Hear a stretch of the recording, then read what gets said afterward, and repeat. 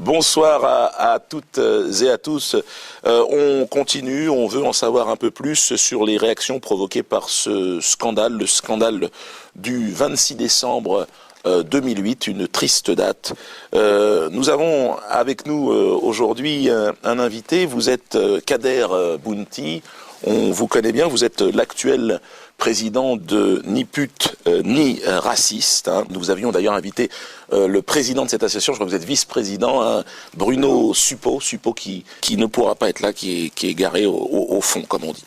Alors, évidemment, on ne peut pas s'empêcher de parler de Julien Dray. Je crois que Julien est aujourd'hui dans un débat un peu judiciaire. Il aurait tapé dans la caisse, comme on dit. Enfin, laissons la justice faire son travail. Ouais. Votre nom a été peut-être à un moment donné, mais enfin bon, là encore, 300 000 euros, c'est quand même beaucoup d'argent. Mais bon, vous avez raison, ce n'est pas le sujet. Le sujet, il est bien plus grave que ça. Votre association, Monsieur Bounty, est une association respectable qui œuvre, qui lutte contre le racisme. Vous le faites, vous personnellement, je crois que c'est un engagement de toute une vie. Et là, vous avez été choqué. Vous avez été choqué par ce qui s'est passé le 26. Absolument. D'abord, merci de m'inviter. Monsieur Bounty, Kader, je vous appelais par votre prénom, même s'il est un peu particulier. Alors, quand vous voyez ça, vous vous dites quoi? On se demande si ce soir-là, on avait affaire à un spectacle ou est-ce qu'on avait affaire à un meeting. Tout à fait. Est-ce que finalement c'est un humoriste qui s'adresse là ou est-ce que c'est un homme politique? Il est important de rappeler que Dieudonné Mbala est un humoriste talentueux. Oui, c'est vrai, vous avez raison. Beaucoup de gens vont le voir. Non, il a un aura, il est écouté. Il est écouté par une certaine population de la France. Notamment en banlieue, et là où ça commence à être dangereux, c'est qu'en banlieue, il y a beaucoup d'esprits faibles. Mais c'est ça.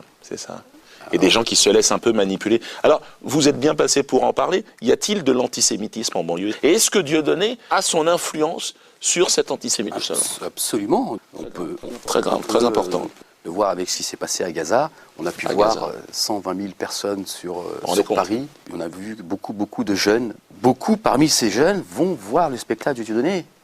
Et lors du spectacle au Zénith, dans la salle, j'ai envie de dire, c'était la majorité. C'était ça. Ils sont venus applaudir la haine, l'antisémitisme. On voit bien avec Arthur aujourd'hui qui ne peut pas exercer son métier en toute tranquillité. Il y a un amalgame qui est fait. Vous avez vu à l'avant-première d'Arthur d'ailleurs. Oui. Et ça, c'est l'effet Dieudonné. Les gens empêchent Arthur de jouer parce qu'il est juif. On ne peut pas continuer à laisser Dieudonné monter sur scène et rire. De cette souffrance comme il le fait et d'insulter les gens. Moi j'ai une question aussi qui me taraude. Il y a eu beaucoup de réactions. On a vu les hommes politiques. On vous a vu aussi au meeting du Parti socialiste. Je crois que vous serez sur la liste aux européennes du Parti socialiste. La LICRA a demandé de la prison ferme. Est-ce que vous êtes sur cette ligne-là, cette ligne politique? Écoutez, moi je crois qu'à un moment donné, il faut dire stop. Il faut dire stop. Ça fait quelques années que nous avons notre ami Bernard-Henri Lévy qui s'exprime très rarement. Quand il s'exprime...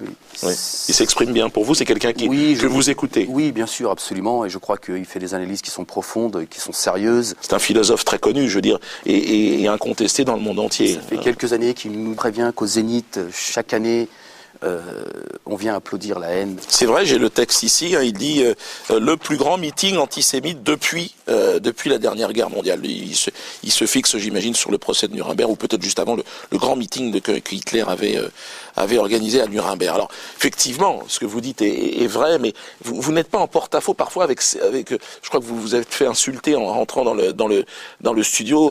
Bounty, tu es un traître, tu es issu des quartiers et tu profites maintenant, tu es en costume, Est-ce que vous n'êtes pas parfois dans cette dualité, comme on dit, je crois qu'à un moment, il faut faire un choix, la vie. Mais tout à l'heure, le jeune qui est rentré, qu'on a fait sortir, Bounty salope, on aura ta peau.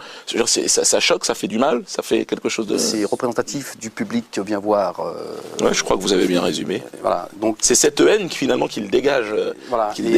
Ces jeunes, quand ils sortent d'un spectacle de Dieudonné, quand ils sortent du Zénith, parce que je suis persuadé qu'il était là ce soir-là. Oui. Qu'est-ce qui se passe après? Il a envie d'aller taper des juifs. Il a envie. J'ai rigolé, maintenant je veux passer à l'acte, je tue pour me faire du bien. Dieudonné veut défendre la cause des Noirs. C'est son droit, et c'est noble. Mais pourquoi est-ce qu'il s'en prend aux Juifs pour défendre la cause des Noirs. Ça, c'est une question qu'on se pose, je crois, qui est très importante. Ouais. Pourquoi s'en prendre aux autres? Par jalousie, peut-être? Il se sent inférieur, il a le sentiment que les Juifs ont une position sociale, une réussite. Ouais, classique, le schéma classique. Le schéma classique.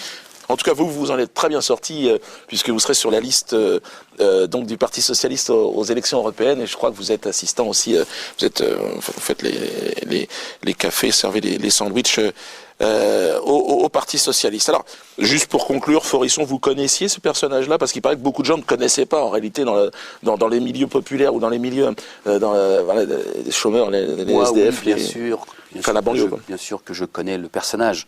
C'est pas quelqu'un que la jeunesse connaît, mais justement, là où c'est dangereux, c'est que Dieudonné Mbala a donné une tribune à M. Forisson. Et aujourd'hui, les gens commencent à s'interroger et se demander qui est ce monsieur. Et là, c'est extrêmement dangereux.